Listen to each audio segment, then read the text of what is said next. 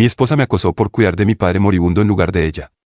Ahora que él ha fallecido, ella está exigiendo la mitad de mi herencia e incluso ha enviado a su familia para amenazarme. Tengo 38 años y siempre he estado muy cerca de mi padre, lo cual siempre ha vuelto loca a mi esposa.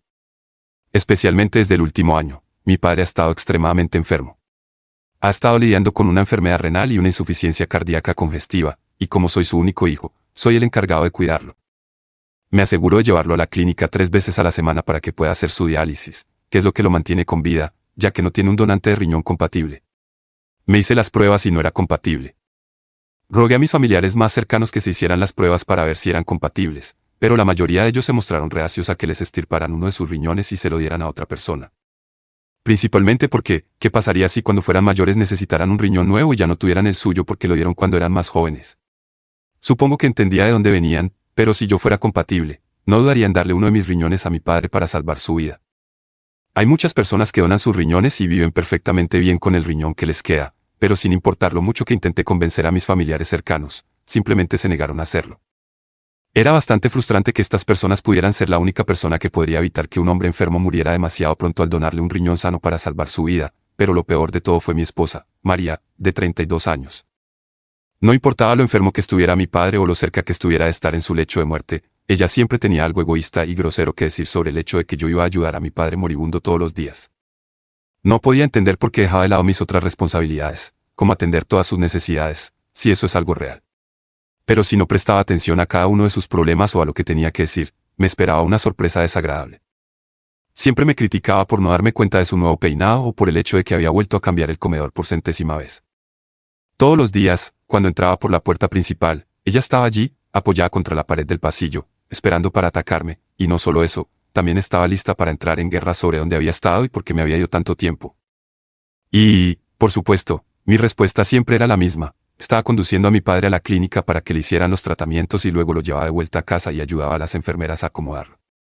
Ha llegado al punto en el que ni siquiera siento que pueda detenerme y sentarme a conversar con mi padre antes de tener que salir corriendo a casa para ser interrogado.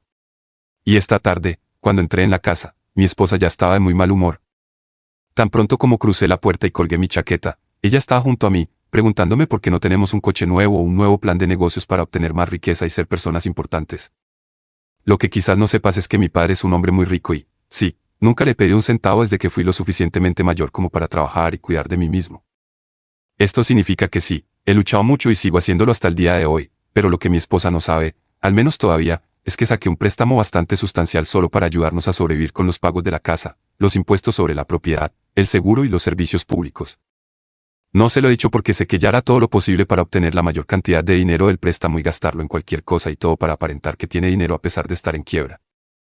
Cuando entré por la puerta y fui a la cocina para sentarme y revisar las facturas, María me siguió y, antes de que me diera cuenta, me golpeó con un papel y me dijo, ¿cuándo pensabas decirme que sacaste un préstamo enorme que podría haber sido usado para algo que yo necesito? ¿O pensabas ocultármelo hasta que ya se hubiera ido? Me miró y luego rodó los ojos mientras se sentaba en la silla junto a mí. Bueno, ¿qué tienes que decir?, dijo claramente enfadada por ocultarle este dinero. Respiré profundamente y le dije que no le había hablado del préstamo porque lo obtuve específicamente para pagar las facturas atrasadas que hemos estado acumulando durante los últimos 5 meses. Disfrutas tener una casa en la que vivir, iba a protestar, pero la detuve y seguí hablando. ¿Y qué pasa con el coche que conduces o el agua en la que te bañas o la electricidad que ilumina tu casa por la noche? ¿Y qué hay de todas las otras cosas caras que crees que necesitas para sobrevivir? Me levanté y me fui a otra habitación, y ella, por supuesto, vino pisoteando detrás de mí, gritando que, como estábamos casados, la mitad del dinero era suyo. Tuve que informarle que ya no estaba presente cuando firmé el préstamo, por lo que técnicamente el préstamo está a mi nombre, no al suyo. Le dije que no tenía forma de pagar ni un solo centavo de este préstamo. ¿Qué te hace pensar que te daría ni un centavo para que lo desperdicies en absolutamente nada? Me gustaría poder mantener mi casa y mi coche, y necesito poder tomarme un tiempo libre para ayudar a cuidar a mi padre. Lo van a poner en cuidados paliativos esta semana porque cada vez que lo someten a diálisis, su ritmo cardíaco disminuye y sus médicos no están seguros de cuánto tiempo más podrá soportar los tratamientos. Así que, si no te importa, estaré muy ocupado haciendo lo que un hombre que ama a su padre haría y un hombre que necesita tener un hogar al que regresar una vez que todo esté dicho y hecho. María rodó los ojos y me dijo que estaba perdiendo el tiempo preocupándome por ese viejo, es decir, mi padre. Me dijo que era tan rico pero ni siquiera podía mantener a su hijo arruinado que apenas llega a fin de mes. Le dije que si no le gustaba, podía encontrar a otro hombre de quien aprovecharse y mandonear, porque ya había tenido suficiente de su actitud arrogante hacia mí cuando cuido de mi padre. Ella dejó de quejarse por un momento y luego su comportamiento cambió de repente. Se acercó a mí, me acarició los hombros y susurró, ¿sabes? Siempre puedes pedirle a tu padre que te ayude mientras estás luchando. De todos modos, está casi muerto, ¿qué más podría hacer con todo ese dinero que ha ahorrado? No puede llevárselo consigo cuando muera. Quedé atónito por su forma egoísta y ávida de dinero de pensar. Pasé junto a ella hacia nuestro dormitorio y agarré sus posesiones más valiosas, que resultaron ser un par de maletas de uno de esos diseñadores de moda de renombre. Sinceramente, ni siquiera sé cómo pronunciar sus nombres, pero las coloqué en la cama y la conduje hacia la habitación. Señalando las maletas y preguntándole en cuál iba a poner sus vestidos favoritos y cuál iba a contener su única excusa para una colección de campanillas que había recolectado de todo el mundo con su familia relativamente adinerada. Tuvo que pensar en lo que estaba sugiriendo antes de que finalmente lo entendiera. «Me estás echando». Chilló tan fuerte que el perro del vecino comenzó a ladrar. Le dije que había terminado con su actitud y su mandona forma de tratar de controlar cada aspecto de mi vida. Le dije que no recibiría mucho en el divorcio, pero podía esperar noticias de mi abogado en unas semanas. Pero hasta entonces, debía empezar a hacer las maletas. María llamó a su familia, que todos aparecieron en mi casa y comenzaron a revisar todo. No importaba si estaba claro que no era de María, estaban revisando todo. Destrozaron mi casa de arriba abajo. Para cuando todas las pertenencias de María estaban empacadas y colocadas en el camión de mudanza, el padre de María, Carlos, de 54 años, me encontró en la cocina tratando de guardar todos mis platos y utensilios de cocina en los armarios. Carlos me acorraló frente al fregadero. Estaba tan cerca que podía oler el ajo en su aliento por la comida italiana que habían ordenado mientras estaban en mi casa empacando las pertenencias de María. Carlos me miró a los ojos durante unos buenos 35 segundos antes de decirme que estaba cometiendo un gran error. Me dijo que su familia no creía en el divorcio y que lo que le había hecho a su hija era imperdonable. Traté de explicarle que su hija no valoraba a la familia de la misma manera que yo y le pregunté a Carlos si él estuviera enfermo y muriendo. No esperaría que su única hija, si solo tuviera un hijo, lo ayudara y cuidara de él en su momento de necesidad. Carlos hizo una pausa y pensó en lo que iba a decir, hizo clic con la lengua y me dijo que esperaría que su hija lo ayudara, no su hijo, porque las mujeres están aquí para ayudar en situaciones médicas, no los hombres. No me sorprendió su respuesta, después de todo, eran una familia latina y hacen las cosas de manera muy diferente a como lo haría mi familia caucásica.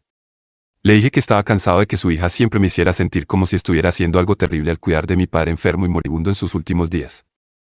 No podía seguir permitiendo que ella me tratara como un criminal por hacer lo correcto desde el principio. Carlos se acercó a mí y susurró en mi oído, «Nunca olvidaremos lo que le has hecho a nuestra dulce María, recordarás a esta familia». Me alejé de él y le dije que se llevara a él y al resto de su familia de mi casa. Después de que se fueron, volví a mi rutina normal de recoger a mi padre y llevarlo a la clínica para diálisis y tratamiento, y luego lo llevaba a casa y pasaba todo el tiempo posible con él. Durante todo este tiempo, mis dos hijos han estado en segundo plano presenciando cómo su madre me trata mal y me cuestiona por cuidar de mi padre enfermo. Tuve que seguir explicándoles que su madre no valora el tiempo que pasa con sus seres queridos, especialmente si no puede beneficiarse de alguna manera. Y no, esta no es la primera vez que tengo que explicarles por qué su madre actúa de la manera en que actúa. Ella ha aprendido comportamientos bastante desordenados de toda su familia a lo largo de su vida, y no me di cuenta de este lado de ella hasta después de haber tenido 2 hijos y estar casados. Fue como si una vez que ella supo que estaba atrapado, finalmente pudo ser quien realmente es y obligarme a aceptarlo o seguir adelante y vivir mi propia vida sin sus abrumadoras y egoístas tendencias. Actualización número 1. Ha pasado una semana desde que solicité el divorcio de mi esposa y ella se ha negado obstinadamente a firmar los documentos. Sin embargo, pude engañarla para que firmara los papeles prometiéndole que pagaré la pensión alimenticia. Lo que ella no sabe es que la pensión alimenticia no será mucho, pero logré que firmara y, por supuesto, después de unos 2 meses de recibir pagos, se dio cuenta de que prácticamente no estaba recibiendo nada. Pero eso es lo que menos me preocupa. Recientemente, mi padre ha sido trasladado a cuidados paliativos y lamentablemente, la situación no pinta bien. Acabo de terminar de visitarlo y he estado rezando sin parar para que se recupere, pero sé que probablemente no lo hará. Decidí acostarme temprano esa noche y, en medio de la noche, alrededor de las 3 de la madrugada, recibí una llamada telefónica. Era el médico de guardia que generalmente chequeaba a mi papá durante la noche. Me llamó para decirme que mi papá había fallecido mientras dormía. Quedé devastado por no estar con él en ese momento, él estaba completamente solo y eso me rompe el corazón. No pude ni siquiera acercarme a conciliar el sueño esa noche y a la mañana siguiente, cuando me levanté, hubo un golpe en mi puerta. Me puse mi bata y respondí a regañadientes. Era un hombre vestido con un traje muy elegante y un maletín en su mano derecha. Le pregunté qué necesitaba y me dijo que era el abogado de mi padre y un buen amigo suyo, y que estaba allí para ayudarme con el funeral de mi padre y para discutir el testamento de mi padre.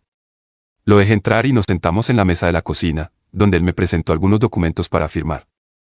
Le pregunté si mi padre había incluido a alguien más en su testamento y su abogado me dijo que yo era el único beneficiario, y que todo lo que mi padre poseía ahora era mío, incluyendo su vasta riqueza. Quedé sorprendido por esta información. Quiero decir, sabía que mi papá era rico y yo era su único hijo, pero ni siquiera había considerado que sería yo quien heredaría todo su dinero.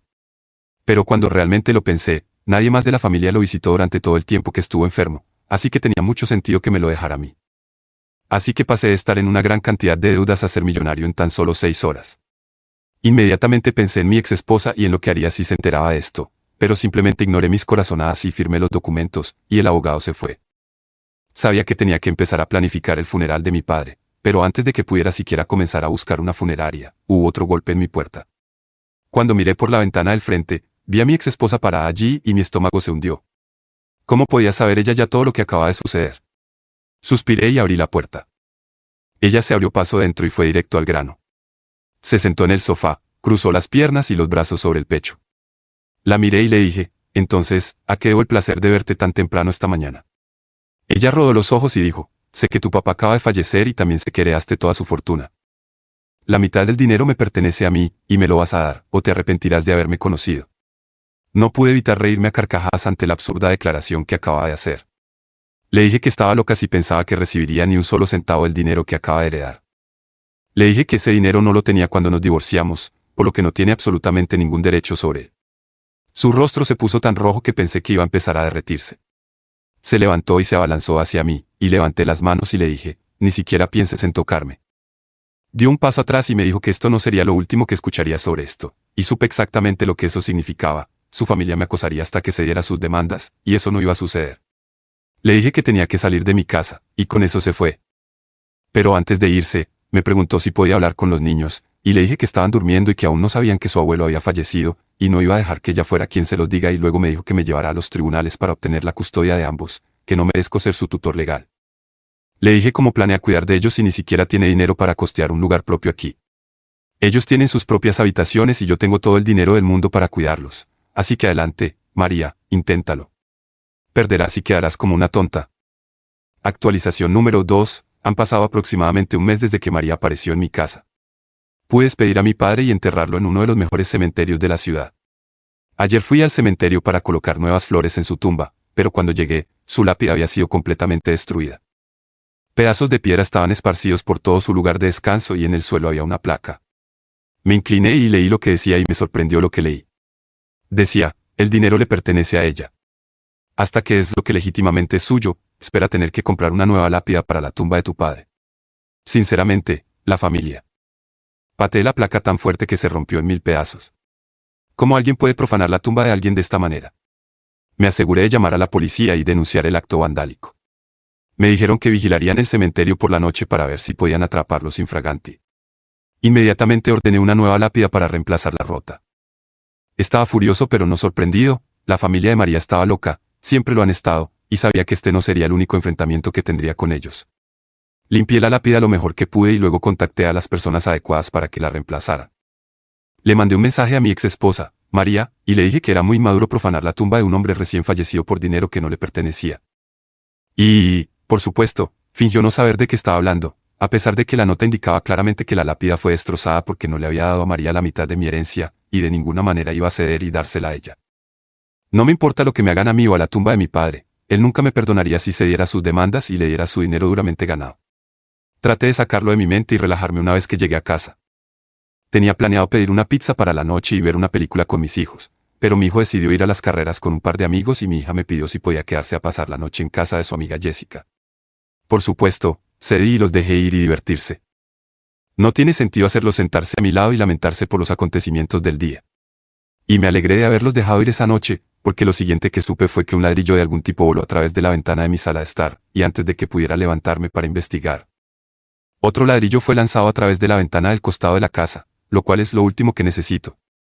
Mi siguiente plan era alquilar mi casa y mudar a los niños y a mí a la casa de mi papá. Salí corriendo afuera para tratar de ver quién estaba vandalizando mi casa y, sin sorpresa, era el hermano de María, Javier, de 39 años. Pude ver claramente su largo cabello negro ondeando al viento mientras corría lejos de mi casa y luego se metió en lo que claramente era su Kia negro. Sacudí la cabeza incrédulo. Uno pensaría que intentarían un poco más ocultarse si iban a cometer crímenes. Volví adentro y recogí uno de los ladrillos, y en la parte de atrás de uno de ellos había un trozo de papel pegado. Decía, el dinero o si no verás lo que te pasa. Rodé los ojos y lo tiré al patio. Agarré mi teléfono y llamé a la policía e hice un informe policial sobre el incidente.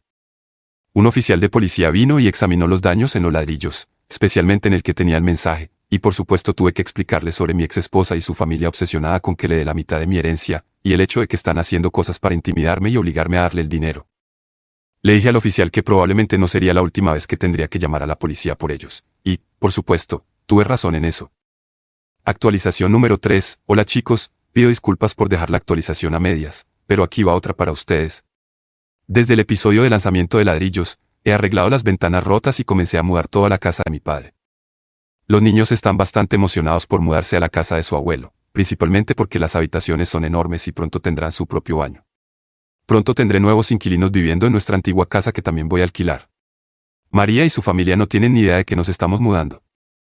Me gustaría que siguiera así, pero mi suerte encontrará la manera de descubrirlo de alguna forma y seguirá haciéndome miserable. Y, por supuesto, al decir tales cosas, me maldije a mí mismo, porque después de haber mudado toda la casa de mi padre, terminé recibiendo una visita no deseada alrededor de las 3 de la madrugada una mañana. Resulta que me desperté en medio de la noche y tenía sed, así que bajé a tomar un trago de agua. Los niños estaban profundamente dormidos arriba, gracias a Dios. Cuando entré en la cocina, había un hombre parado en la puerta con un bate de béisbol, y antes de que pudiera darme cuenta de lo que veía, se abalanzó hacia mí y me golpeó en el costado, quitándome el aire. Tropecé hacia un lado y miré hacia arriba, y la luz de la luna que entraba por las ventanas de la cocina era suficiente para iluminar el rostro del culpable, y lo reconocí de inmediato. Era el hermano mayor de María, Jerome, de 42 años. Antes de que pudiera dar otro golpe, me agaché y me abalancé sobre él, empujándolo contra los gabinetes y derribando todo tipo de productos enlatados al suelo. Lo único en lo que podía pensar era que los niños se despertaran y bajaran las escaleras. Me apresuré y puse a Jerome en un estrangulamiento y le dije que lo dejaría dormir si no tomaba su bate de béisbol y salía de mi casa. Le dije que si volvía, me aseguraría de que nunca pudiera volver a caminar, y con eso lo solté y lo empujé hacia afuera por la puerta trasera antes de cerrarla y ponerle llave. Tuve que recuperar el aliento por un minuto después de haber sido golpeado en el costado tan fuerte. Realmente no había pensado en que alguno de ellos irrumpiera en mi casa en medio de la noche para atacarme, pero supongo que debería estar preparado para casi cualquier cosa en este punto. Llamé al mismo oficial de policía con el que traté sobre el incidente del ladrillo, y vino y tomó mi declaración.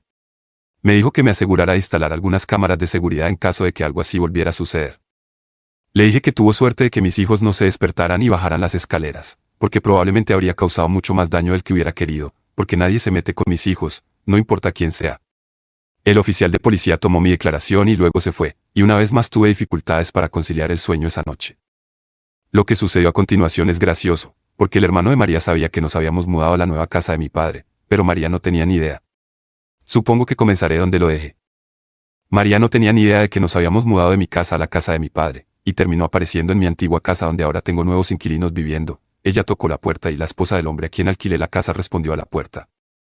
Mi ex esposa comenzó a alterarse, preguntando por qué yo no estaba allí y si ella era mi nueva novia o algo así. La esposa del hombre tuvo que explicarle que eran inquilinos y que yo me había mudado, pero María no quería escuchar. Le dijo a la mujer que mentía y que yo estaba dentro de la casa en algún lugar, y que yo necesitaba salir. María incluso llegó al extremo de abofetear a la mujer cuando le dijo que yo no estaba allí y que ella necesitaba irse. María le dijo que si yo no estaba allí, entonces ella necesitaba decirle a dónde me había mudado, pero como María le dio una bofetada a esta mujer, esta le cerró la puerta en la cara y llamó a las autoridades, quienes vinieron y arrestaron a María por agresión y allanamiento de morada. No me sorprendió en absoluto cuando escuché lo que María había hecho. Ha sido una cazafortunas toda su vida, o al menos todo el tiempo que la he conocido. Si no se trata de dinero, entonces se trata de lo que puede obtener de alguien. No importa qué sea, siempre y cuando tenga valor.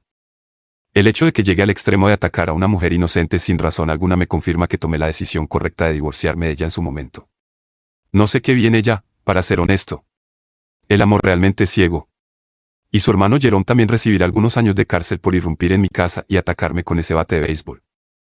Su familia tiene que aprender algo de todo esto, pero lo más probable es que sigan actuando de la misma manera de siempre. Si les beneficia, harán cualquier cosa para asegurarse de obtener lo que sea, sin importar lo que les cueste, incluso si eso significa pasar tiempo entre rejas, lo cual les queda muy bien, sinceramente. Y les puedo asegurar que esta mujer nunca verá ni un centavo de mi dinero, ni siquiera cuando ya no esté y haya fallecido. No me importa qué plan se le ocurra a continuación, nunca conseguirá las riquezas que cree merecer pero que nunca será capaz de tener. Si este video te ha encantado, prepárate para quedar totalmente fascinado con el siguiente video. Te prometo que será una historia que no querrás perderte. Déjanos un me gusta, comenta, comparte y suscríbete a nuestro canal para estar al tanto de las siguientes entregas.